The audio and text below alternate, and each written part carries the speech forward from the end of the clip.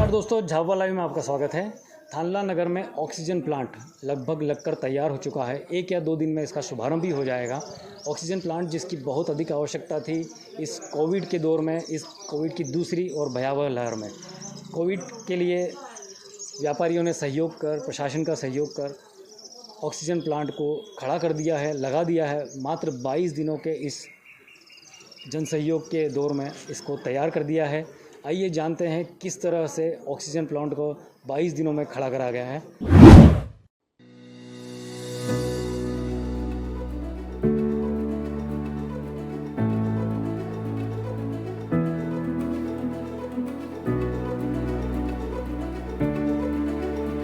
थानला के जन सहयोग की नज़र से अगर मैं बात करूं तो 25 लाख कोई कम अमाउंट नहीं होता है, बहुत बड़ी अमाउंट है। और बहुत कम समय में हमारे जो जनता है उसने एक साथ सोचा थानला के लिए और थानला की भलाई के लिए, ऑक्सीजन प्लांट के लिए पैसे इकट्ठे किए। मैं सभी दानदाताओं को तहे दिल से शुक्रिया अदा करती हूं कि उनके इस प्रयास की वजह से हमारे थानला में अब किसी भी व्यक्ति की ऑक्सीजन की कमी के कारण मौत भविष्य में सुनाई नहीं देगी। और उम्मीद है कि इसी प्रकार का जन सहयोग के माध्यम से थानला हमेशा अग्रसर रहे, प्रगतिरत रहे। मैडम, कब तक स्टार्ट होने की संभावना है? जैसा कि मुझे अभी बताया गया है, एक छोटा सा काम है पाइपलाइन का, वो जैसे ही पूरा होता है, ट्रायल हमारा आज रात से चालू हो जाएगा, तो उम्मीद कर रहे हैं कि कल या परसों तक हमारा चालू हो पाएगा। ऑक्सीजन प्लांट तो लग गया मैडम, अभी हॉस्पिटल को और भी बहुत सारी मशीनरीज की ज़रूरत है। क्या उसके लिए भी आप प्रयास करेंगे? बिल्कुल, उसके लिए प्रयास जारी है और जहाँ तक मुझे सुनाई दे रहा है जन सहयोग के माध्यम से और भी कुछ होने वाले हैं, तो उम्मीद करती हूँ कि जल्दी से ही आप लोगों को पहुँच जाएगी न्यूज़। एक तो सबसे पहले थानला में ये ऑक्सीजन प्लांट जो जन सहयोग की भावना से एक कम समय में लगा है, उसके लिए मैं क्षेत्र की जनता और व्यापारी समाज सेवियों का धन्यवाद अदा करता हूँ। और थानला नगर ऐसा नगर है जिसमें जन सहयोग की निरंतर भावना रहती है। आपने देखा 2013 में पद्मावती शुद्धिकरण का भी काम चालू हुआ था जन सहयोग से, और निश्चित वो आज भी पानी वहाँ भरा हुआ है। इस प्रकार अनेकों काम थानला जन सहयोग में थानला की जनता, यहाँ के समाज सेवी, व्यापारी सभी रहते हैं। और उसी का परिणाम है कि आज यह 8 या 10 दिनों में यह ऑक्सीजन प्लांट हमारे बीच है। और निश्चित इस कोविड के समय में इसकी जो उपयोगिता है वह निश्चित साबित करेगा, और इसके लिए मैं सभी का धन्यवाद ज्ञापित करता हूँ। इसके साथ प्रशासन में हमारे बीच में हमारे जो कलेक्टर हैं आदरणीय सोमेश जी मिश्रा जी, उनका भी धन्यवाद, उनका पूरा सहयोग रहा। नहीं तो इस समय में इन प्लांट की बड़ी मारामारी है, महीने 2 महीने तक ये प्लांट लगता नहीं, मगर उनके प्रयासों से थानला को यह सौगात मिली। हमारी एसडीएम मैडम की भी बड़ी इसमें भूमिका रही, उनका भी धन्यवाद अदा करता हूँ।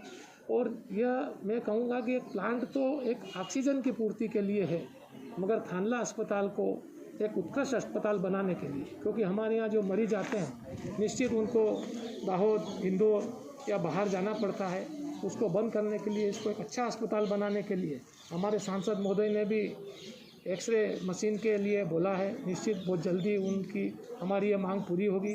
ज़िले में अपनी सिटी स्कैन की मशीन भी आ गई है, और अभी 10 ऑक्सीजन कंटेंसेटर भी अस्पताल को मिले हैं कलेक्टर साहब की तरफ से।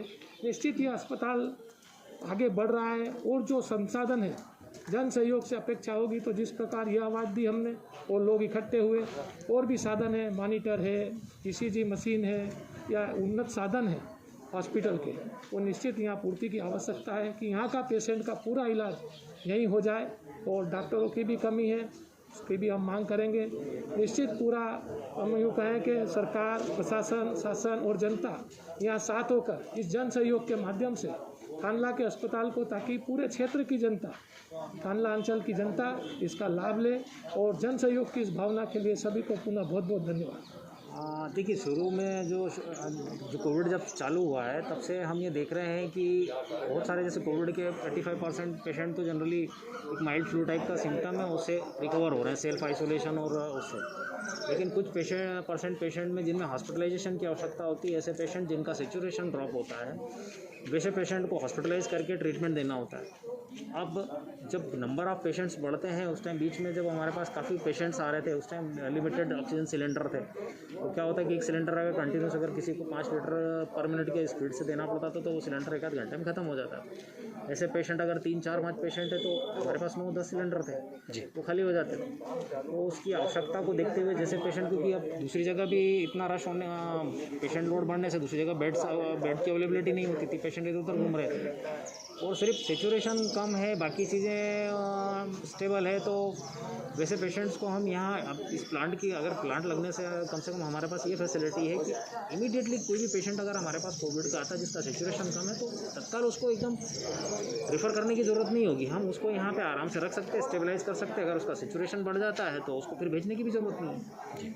और यदि कोई ऐसा पेशेंट है जिसको अगर हमें आगे या डिस्ट्रिक्ट तक भेजना रहा और उसकी अवेलेबिलिटी, जैसे सपोज उसकी बेड की अवेलेबिलिटी नहीं है, तो जब तक कि वो कोई अवेलेबिलिटी नहीं होती तब तक हम उसको होल्ड करके यहाँ ट्रीट कर सकते हैं। ऐसा नहीं है कि पेशेंट आया और ऑक्सीजन नहीं है तो उसको तत्काल रेफर करना।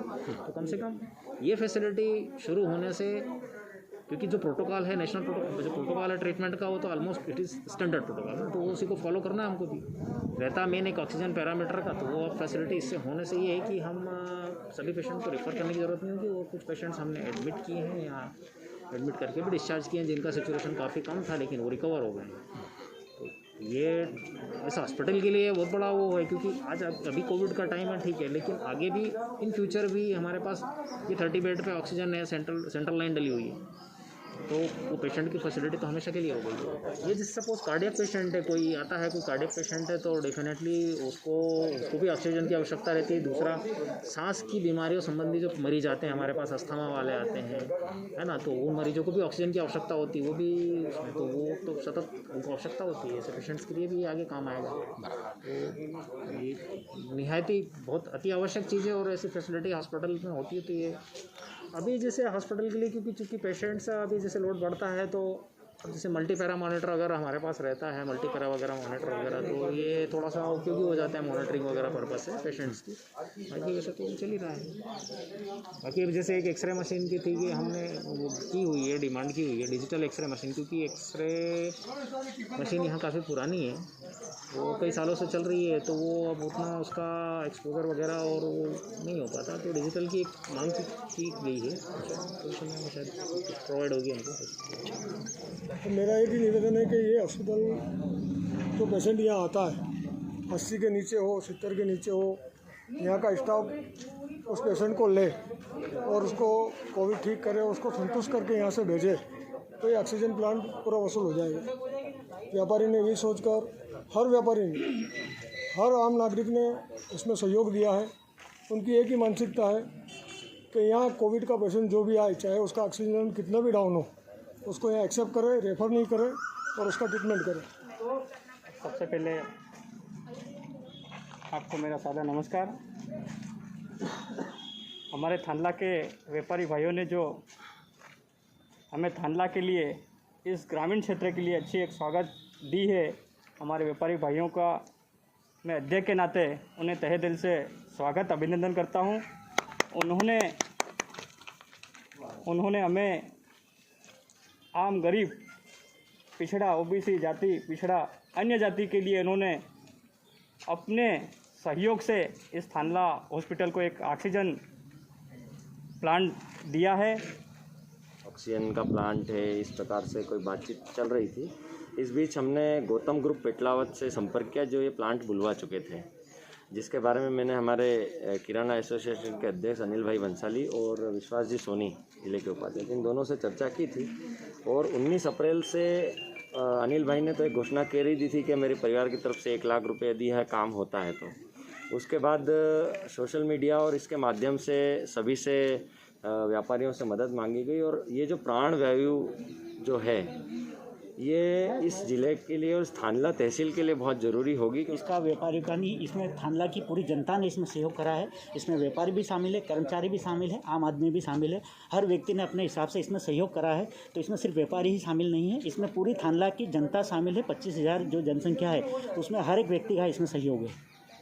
व्यापारियों ने तहे दिल से, जिससे हमने सोचा था लेना, उसने 1.5 पैसे दिए और एक आज बहुत बड़ा प्लांट थानला नगर को ज़रूरत थी ऑक्सीजन की। हमारे नगर ने बहुत ही अच्छा सहयोग दिया है एवं नगर में जितने भी व्यापारिक संगठन हैं एवं जितने भी समाज सेवी हैं उन्होंने भी काफ़ी अच्छा सहयोग कर अच्छी राशि जमा कर इस नगर को एकता का प्रतीक बताया है।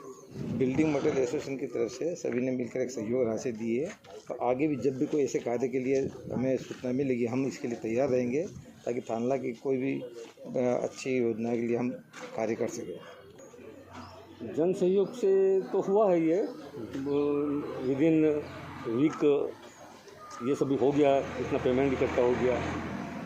और ये थानला की एक विशेषता है कि किसी भी कोई भी जनहित का कार्य होता है तो सभी व्यापारी और समाज सेवक सब एक साथ इकट्ठे होते हैं और सब अपने काम को पूरी अंजाम देते हैं।